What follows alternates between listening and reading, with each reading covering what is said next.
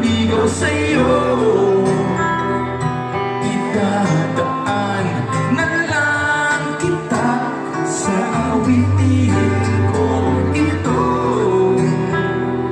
Sabayan tugtog ng gitara. O, second pa lang to ha.